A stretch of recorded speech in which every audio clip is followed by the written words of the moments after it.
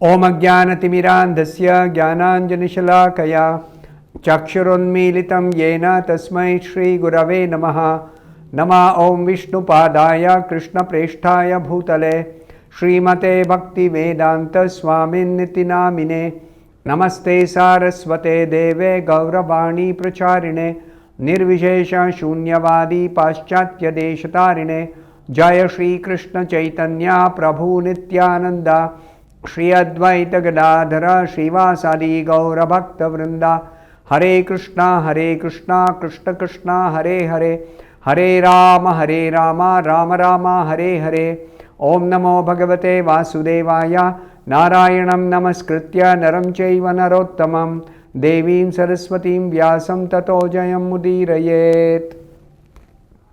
In this session, we will be discussing from the 21st verse of the 18th chapter of the first canto of Srimad Bhagavatam. Athapi yat pada nakhava srishtam jagad virinchopahrita arghanambha sesham punati anyatamo mukundat ko namaloke bhagavat padarthaha. The meaning of this verse is, who can be worthy of the name of the Supreme Lord but the personality of Godhead Sri Krishna? Brahmaji collected the water emanating from the nails of his feet in order to award it to Lord Shiva as a worshipful welcome. This very water, the Ganges, is purifying the whole universe, including Lord Shiva. This is yet another verse spoken by Suta Goswami to assert that Krishna is the Supreme Personality of Godhead. Because in the Shruti literature, in the original Vedas, there is so much description of the Supreme Absolute Truth in impersonal feature, especially the Upanishads, that people think, according to the Shrutis, the Absolute Truth is impersonal only. But that is completely wrong. The Absolute Truth is impersonal, localized and personal. And the person is the ultimate source of even the localized feature and the impersonal feature. This is clearly described in many places in the Shruti and the Smriti. So therefore, who among the many personalities in this entire creation, in the cosmic manifestation, can be called as the Supreme Lord? It is only Krishna, Sri Krishna, the personality of God is Sri Krishna, only can be called as the Supreme Lord. Nobody else can be called like that. Why? So that is being substantiated by Suta Goswami by saying one specific feature which illustrates this point very clearly. Now consider Brahma. He is the topmost personality in this entire created universe.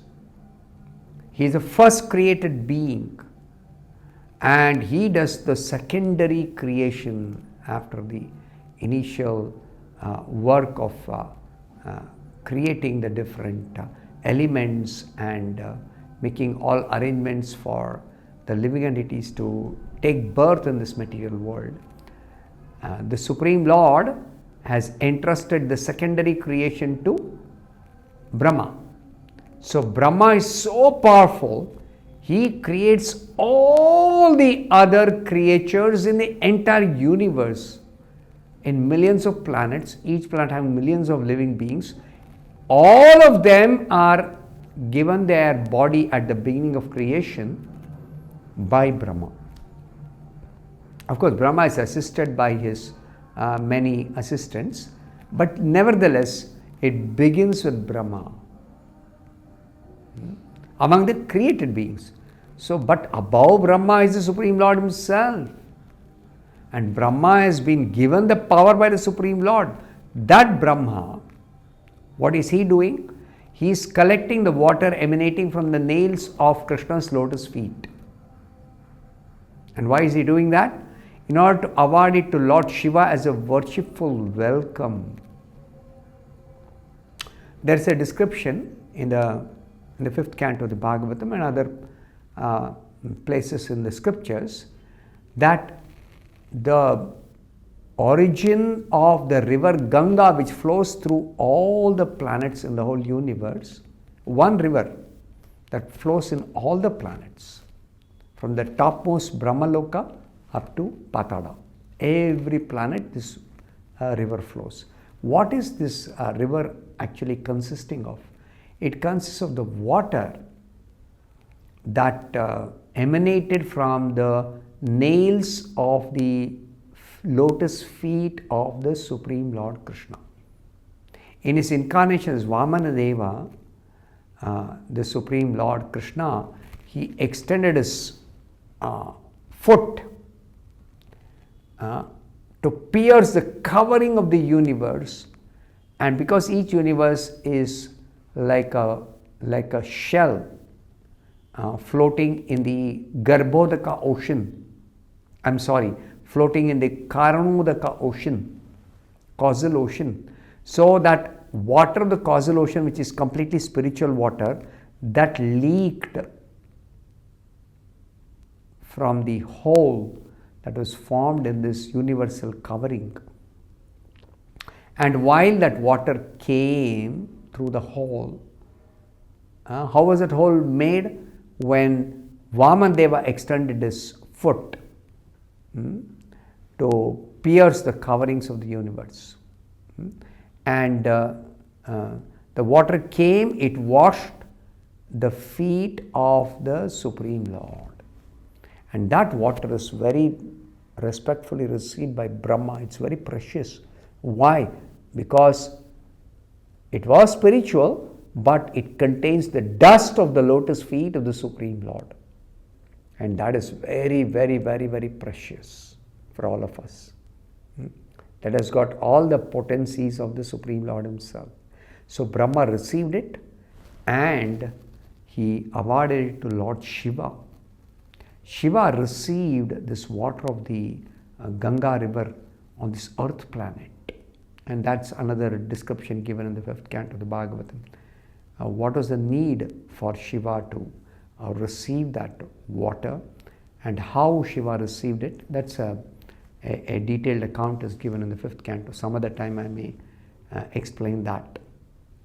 But Shiva considers that water of the river Ganges is purifying him.